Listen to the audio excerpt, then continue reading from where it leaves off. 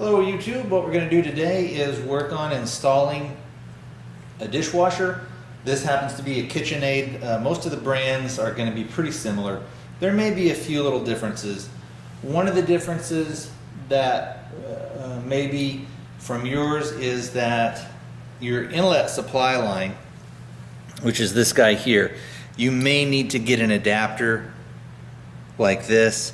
What that does is it allows the line to come up and through here. Some of them will have it to where the line will go directly in there. You don't have to have an adapter. With KitchenAid and some other brands, you just happen to. The only thing you need to be careful with, these will usually be brass. A lot of times the inlet is going to be plastic, so you just need to be careful that you don't over tighten it or strip it out. Okay, I did get started a little bit early. I got the dishwasher on its back. It doesn't hurt it to go on the back. Most of them, you will not get a power cord with it. And this is going to be one of the things we talked about that's going to be a little bit different. Some of you will have just the actual wire, so it will actually be hardwired in. Others of you will be like mine, where you have a cord that will plug into an outlet. Either way, you're basically just connecting white to white, black to black, and then to the ground. All right, here's a quick tip. When you take the cord off, or when you disconnect your wires, however you're going to end up doing it, make sure that you label on your cord or in the wires that you're going to be hooking the new thing up to which was white. Of course, green is ground, and which is black. So in this case, I just put a little bit of duct tape on there and wrote white on there so that I know which wire goes to which.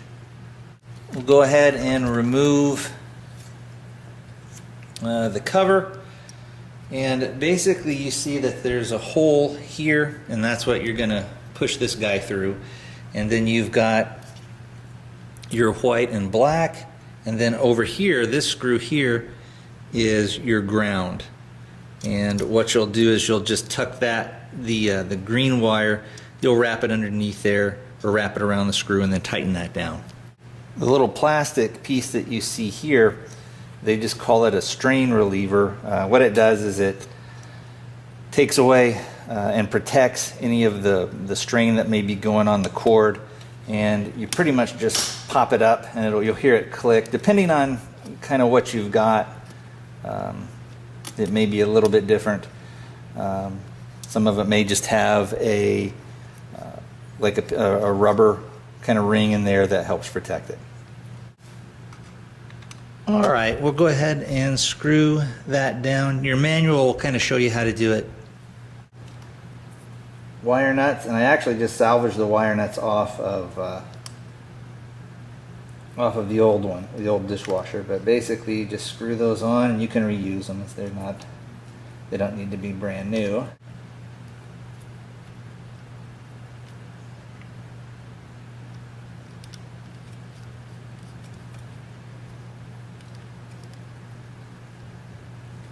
So we've got black to black, white to white, and green to ground. And then we'll just tuck these down like that, and we will put our cover back on. This one happens to have just two little tabs, and they slot right in here. This bends over, and then we'll put our screw in. That'll retain that, hold it. And on this stuff, most of it doesn't need to be super tight. It's just basically to hold that cover on.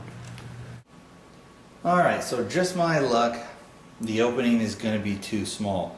So what that means for me is that I will need to shorten these legs, or screw these in a little bit. The wheels, which I don't think I've got them on the edge here, right there. There are three little adjustment brackets, so I'll go ahead and take those out, move those in, and then we'll do another test fit.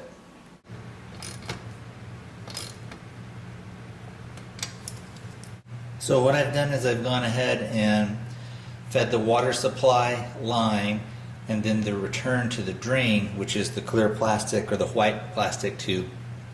And then I've also run the electrical cord back into the cabinet. Now, one thing that you can do, which is kind of a little bit of a trick, is you can take down some of the stuff so that when you're shoving the dishwasher back into the opening, it doesn't catch them and then push them back. Alright, so here's the problem with following the instructions and the hints that they give you. There is no way that once you put this thing actually into the cabinet space that you can get a good tight compression fit on here. There's no way that you can tighten it up enough. The same for this. You have to do all this stuff before you get it put in, and then try and maybe feed it in there back behind it. So that's what I'm going to try and do. Hopefully it'll go ahead and work out. We've got the dishwasher inside the opening, and it's level and plumb. I have to secure it underneath to the countertop. There are some brackets that you secure using just a couple of wood type screws. And if you have a marble countertop or something like that that you couldn't screw into, there's places on the sides where you can screw into the wood of your cabinets, and that will secure it. And basically you put the screws in, and that when you open the door it prevents the dishwasher from coming out. So we'll go ahead and do that. Then I'll make the final connections that will be done under the sink. I'll hook up all the water, turn the water back on, make sure that it runs and that I don't have any leaks. We've got our hot water supply line that goes down through here and back into the wall. We've got our power cord that we hooked up earlier coming in here, and then this one that you see here is the waste line, or the water that goes out from the dishwasher, and that goes into the garbage disposal, which will then drain in through here and go back down out. So I've got the water turned on and there's no leaks so far. So right there is the finished product and it's installed. So in looking at the overall install job, it's not that it's super hard or that it's super technical, but it is very tedious. There's lots of little things that you need to do in order to kind of get it in there and to make it fit right.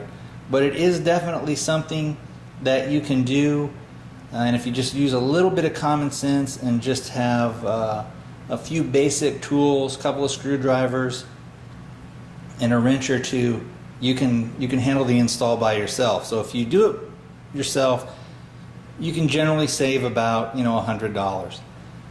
Alright guys, thanks for watching. Talk to you next time.